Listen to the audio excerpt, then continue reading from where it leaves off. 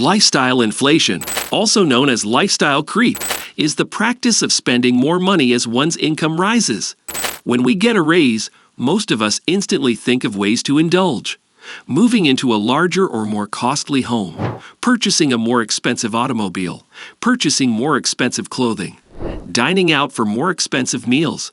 Are you seeing a pattern here?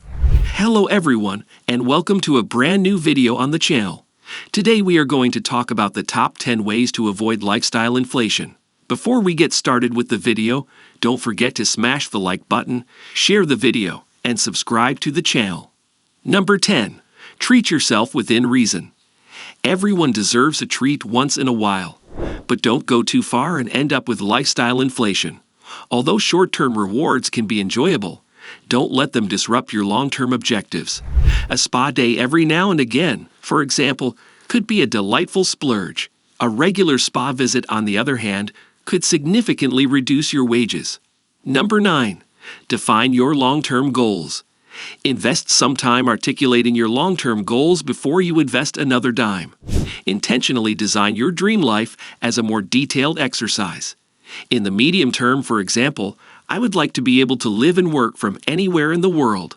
I want to work my own hours and travel worldwide frequently. I also want access to inexpensive child care and health care. I have all of that and more, but it took a complete revamp of every aspect of my life. My family and I spend the majority of the year in Brazil, and it took hard work to deliberately generate revenue sources that allow us to enjoy these financial liberties. In the long run, I hope to be able to live solely on passive income. I intend to arrive within the next 3 years. Number 8. Lock your budget to pay off all unsecured debts. Credit card debt, student loans, and personal loans are all examples of unsecured indebtedness. It makes no sense to invest and actively generate wealth and passive income while still carrying significant debt. If you can earn a 10% average return on the stock market while paying 24% interest on a credit card, paying off the credit card debt is the highest and greatest use of your money. That means paying off all unsecured obligations should be your top financial goal. Maintain your present budget and apply every spare dollar to these debts. Use the debt snowball method to pay off one unsecured bill at a time. And regardless of wage increases, don't increase your spending budget until you've paid them all off. If anything, go back to the smaller budget you had before your last rise. After you have paid off your debts, you begin to think differently about money and your ambitions. Instead of thinking defensively and focusing solely on getting out of the hole, you begin to think offensively. Your mind expands to include options such as constructing your perfect life, financial independence, and early retirement. Number 7. Beware of structural expenses. According to the Bureau of Labor Statistics, housing and transportation account for roughly half of the average American household spending, and they are difficult to reduce once you have purchased a home or a car. It's far easier to spend less on food and beverages, as well as on non-essentials like entertainment and clothing. When it comes to avoiding lifestyle inflation, keep your house and auto costs in check first and foremost. Don't get that bigger apartment or that new house. Don't buy a brand new car to show off your wealth.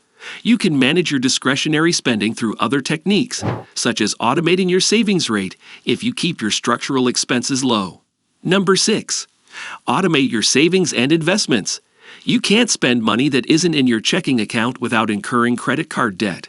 So never let money set aside for savings contact your checking account. To begin, determine your target savings rate, the percentage of your income that you want to save. Then speak with your employer's human resources department about separating your direct deposit and directing some of it to a high-yield savings account.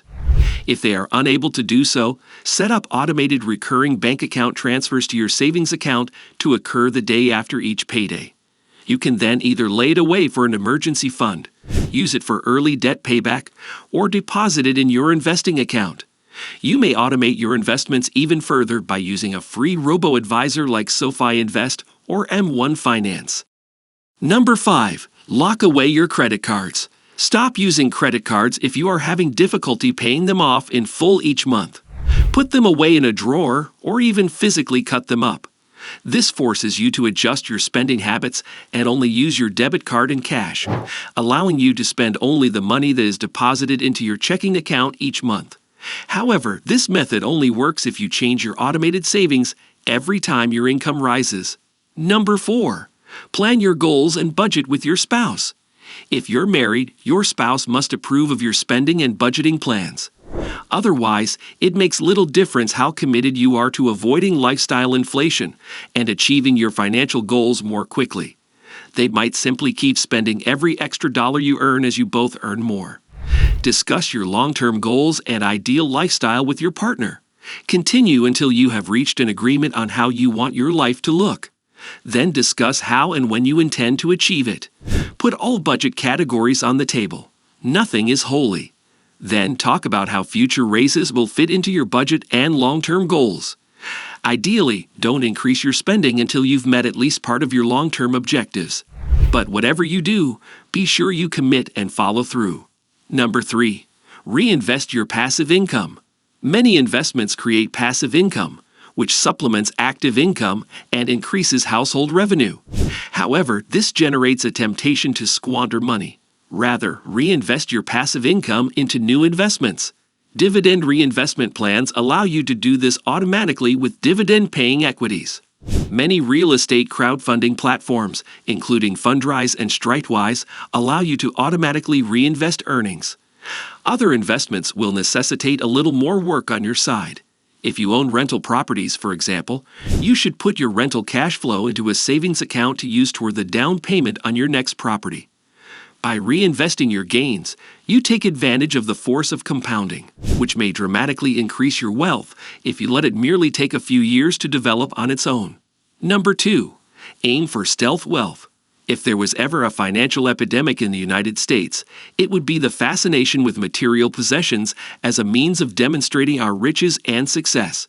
We want our neighbors and friends to see our prosperity, so we flaunt it with expensive items. However, we live in a country where luxury items aren't just for the wealthy. Almost anyone may get the credit they need to buy expensive items like automobiles, houses, and yachts without having the money to pay for them. Finally, you are frequently competing with someone in a whole other tax bracket. Stop assessing your life success in terms of material possessions. Yours and your neighbors' health, love, friends, family, and experiences are actual metrics of success. You are not required to prove anything to anyone. Number 1. If you must spend more, set a percentage. You may be asking why you would work so hard to get more money if you couldn't spend it. There are numerous solutions. However, not everyone finds those arguments as persuasive as I do. Most individuals require some sort of immediate pleasure.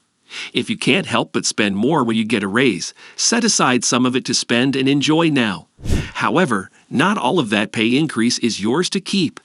Uncle Sam takes more of it than you might think. And unless you reside in a place without income taxes, your state and even your city may take a cut as well. Outro. That's the end of the video. I hope you liked it. If you did, let me know by giving it a thumbs up. And do not forget to subscribe. Thanks for watching. See you next time.